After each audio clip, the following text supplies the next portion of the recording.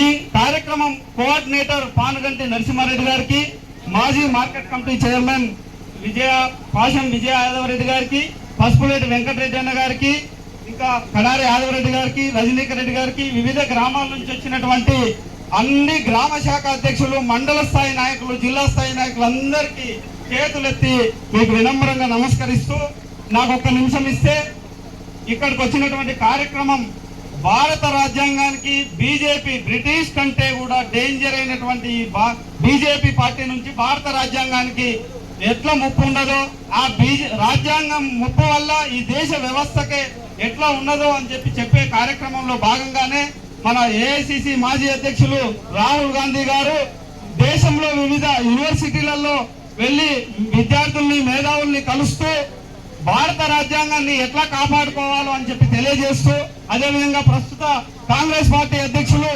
AICC అధ్యక్షులు మల్లికార్జున ఖర్గే గారి నాయకత్వంలో అమ్మ శ్రీమతి సోనియా గాంధీ ఆమె విదేశీ మహిళ అని అవమానించిన, పుట్టినింటి నుంచి మెట్టినింటికి వస్తే మన దేశంలో ఆ స్త్రీకి ఒక ఊరు నుంచి ఒక ఊరికి వస్తే అదే పుట్టినిల్లు అవుతుంది.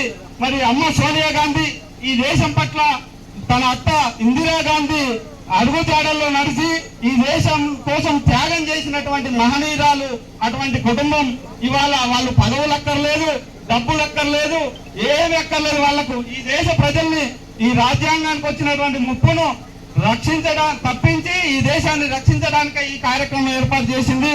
ఆ కార్యక్రమంలో భాగంగా ఈ రోజు అన్ని వివిధ గ్రామాల నుంచి, మండల స్థాయి నుంచి మన ఊరికి వచ్చారు. సంతోషంగా ర్యాలీ జరిగింది.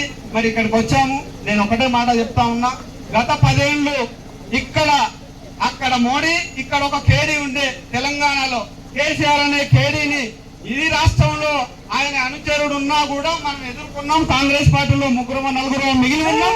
అయినా భయపడలే, ఒంటరిగా నడిచి వచ్చినాం. అర్ధరాత్రి ఎదురించి నిలబడటం ఈ ఊరి కోసం.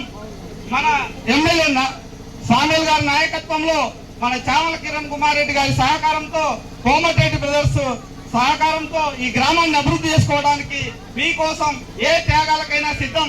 గ్రామ ప్రజలు మమ్మల్ని గమనించండి, మాలో ఏమన్నా తప్పులుంటే మాకు సలహాలు ఇవ్వండి, సరిచేయండి. మీరంతా వయసులో పెద్దవాళ్ళు, మేమందరం చిన్నవాళ్ళం.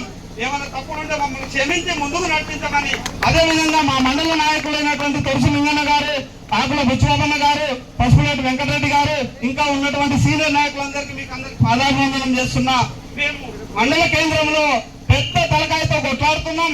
మాలో ఉన్నటువంటి అనైక్యతను సరిచేసి మీరు చేయమని చెప్పి, మమ్మల్ని సమైక్యం చేయమని చెప్పి, ఈ గ్రామంలో మొట్టమొదటి జెండా ఎగరవేయాలని చెప్పి, అన్ని ఎన్నికల్లో అఖండ మెజార్టీతో గెలిపించడానికి మీరు సమన్వయం చేసి మీరందరూ కూడా ఆశీర్వదించాలని ఈ అవకాశం ఇచ్చినందుకు ధన్యవాదాలు తెలియజేసుకుంటూ సెలవు తీసుకుంటున్నాను.